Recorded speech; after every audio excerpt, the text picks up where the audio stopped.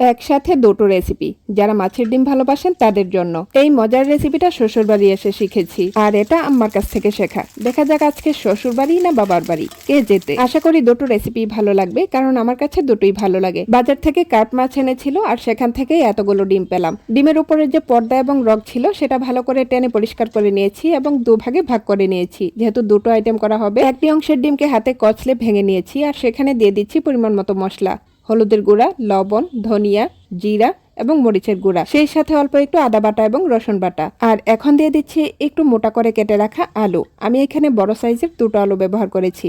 আর দুটো টমেটো কুচি করে দিয়েছি 5-6টি কাঁচামরিচ। সবকিছু ভালো করে মাখিয়ে নিয়েছি। আর হ্যাঁ, এই রান্নাটা কিন্তু আমি আমার শ্বশুর বাড়ি এসে শিখেছি।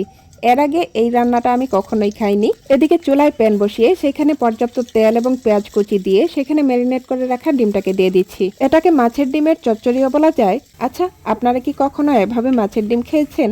যদি খেয়ে থাকেন তাহলে কমেন্টে জানাবেন। ডিমটাকে কষিয়ে নেওয়ার পর এখন দিয়ে দিচ্ছি পর্যাপ্ত পরিমাণে পানি। যে পাত্রে ম্যারিনেট করেছিলাম সেই পাত্রটাকে ধুয়ে সেই পানিটাই দিয়ে দিচ্ছি। এখন ঢাকনা দিয়ে রান্না করে নেব। আর এদিকে দ্বিতীয় রেসিপির প্রস্তুতি শুরু করেছি, আর এটা শিখেছি আম্মার কাছ থেকে। এখানেও প্রথমে হাতে কচলে মাছটাকে ভেঙে নিতে হবে।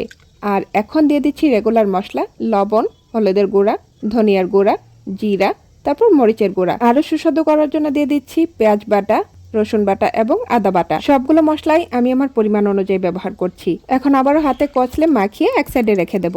আর এদিকে দেখুন, আমার শ্বশুরবাড়ির রেসিপিতে কিন্তু বলক এসে গেছে। আর এই পর্যায়ে মাছ কিন্তু ফুলে একেবারে উপচে পড়ছে। এই রেসিপিটা রান্না করার সময় বড় পাত্র নিতে হয়, কারণ মাছগুলো ফুলে একেবারে ডাবল হয়ে যায়। দেখে নিচ্ছি আলুটা সেদ্ধ হয়েছে কিনা।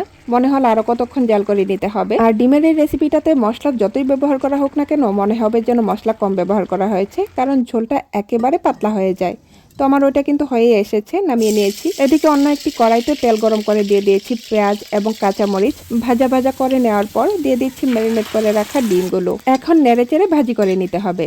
আর এই রেসিপিতে তেলের পরিমাণ একটু বেশি পরিমাণেই প্রয়োজন হয়। লক্ষ্য রাখতে হবে ডিমগুলো যেন দলা পাকিয়ে না যায়। আমি স্প্যাচুলার সাহায্যে যে অংশগুলো দলা পাকিয়ে গিয়েছিল সেগুলো নেড়েচেড়ে ভেঙে দেওয়ার চেষ্টা করছি। আর এভাবে ভেজে নিতে নিতে যখন গোল্ডেন ব্রাউন কালার ধারণ করবে তখন তুলে নিতে হবে। তো এই ছিল আমার আজকের আয়োজন। আপনাদের কাছে কোন রেসিপিটি সব থেকে বেশি ভালো লেগেছে জানাবেন। সেই সাথে লাইক, কমেন্ট এবং শেয়ার দিয়ে আমাকে উৎসাহ দিবেন। আজকের মতো এখানেই বিদায় নিচ্ছি। আল্লাহ হাফিজ।